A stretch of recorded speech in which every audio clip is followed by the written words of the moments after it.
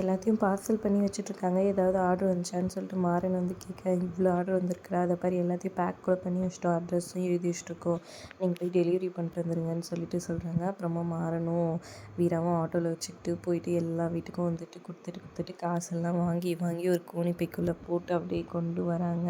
இன்னும் இவ்வளோ நேரம் ஆயும் வரலன்னு வீட்டில் டென்ஷனாக வெயிட் பண்ணிகிட்ருக்காங்க. விஜயும் அவங்க அம்மா ஆப்போசிட்டில் உட்காந்துருக்காங்க. எப்படியோ ஒன்று தேறி இருக்காது, மழையில் என்ன விற்றுருக்கு போகிறாங்க அப்படின்ற மாதிரி யோசிச்சுட்ருக்காங்க. ஆனால் பார்த்தா மாறனும் வீராவும் வந்துட்டு அத்தை இங்கே பாருன்னு சொல்லிட்டு ஒரு பேக் ஃபுல்லாக பணம் காமிக்கிறாங்க. சந்தோஷமாக ஆயிடுறாங்க. என்னடா இப்படி அடி கூட வைக்காமல் வந்திருக்கேன்னு சொல்ல, என்ன பண்ணுறது நேரமே இல்லை, அவ்வளோ டெலிவரி பண்ணோம் அப்படின்னு சொல்லிட்டு ஒரு பாயில் அந்த காசெல்லாம் கொட்டி சுற்றி உட்காந்து எல்லாத்தையும் உட்காந்து எண்ணிட்டுருக்காங்க. அப்பா எவ்வளோ பணம் வந்திருக்கு, நல்ல லாபம்னு சொல்லிட்டு இருக்காங்க. ஒரு நாள் கேப்பில் மழை கேப்பில் கூட வந்துட்டு அவங்க அப்பனுக்கு சரியான மூளை, நாள் சொன்னதை வச்சு இப்படி வியாபாரம் பண்ணிட்டாங்களேன்னு விஜய் புலம்பிட்டு இருக்கிறாங்க. சரி விட்ரி பரவாயில்ல பார்த்துக்கலான்னு சொல்கிறாங்க. அப்புறம் தீபாவளிக்கு ஆல்ரெடி துணியெல்லாம் நம்ம கடை இதுலேருந்து எடுத்து வச்சுட்டுக்கிறேன், அதே நம்ம எல்லாம் யூஸ் பண்ணிக்கலான்னு மாறேன்னு சொல்லிடுறாரு. அப்புறமா நைட்டு எல்லோரும் வந்துட்டு பட்டாசு வெடிக்கிறாங்க.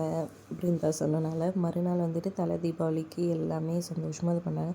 உனக்கும் தலை தீபாவளி தான்டா, போன வருஷம்லாம் 2 பேரும் பிரிஞ்சிருந்தீங்கன்ற மாதிரி மாறன் வீராக்கு சொல்கிறாங்க.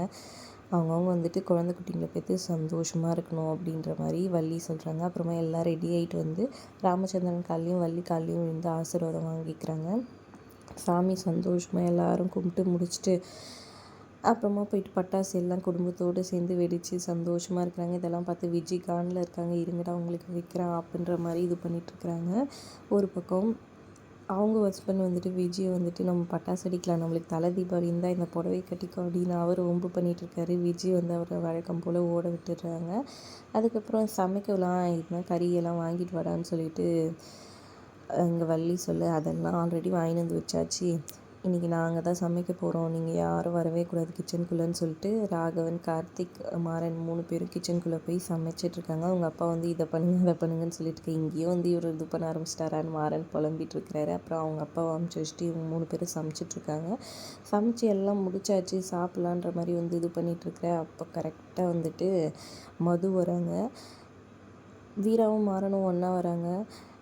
எங்கேருந்து இவங்க 2 பேரையும் பார்த்து கண்டுபிடிச்சிட்டு போகிறாங்க மதுன்ட்டு கார்த்திக் பயப்படுறாரு. அடே எதை வேணால் மறைக்கலாம், தான் பொண்டாட்டியை மறைக்க முடியுமாடா, என்னடா லூசு பையலாக இருக்கேடா அப்படின்ற மாதிரி தான் தோணுச்சு எனக்கு. பொறுத்திருந்து பார்க்கலாம் என்ன நடக்க போகுதுன்ட்டு. வீடியோ பிடிச்சிருந்தா லைக் பண்ணிக்கோங்க.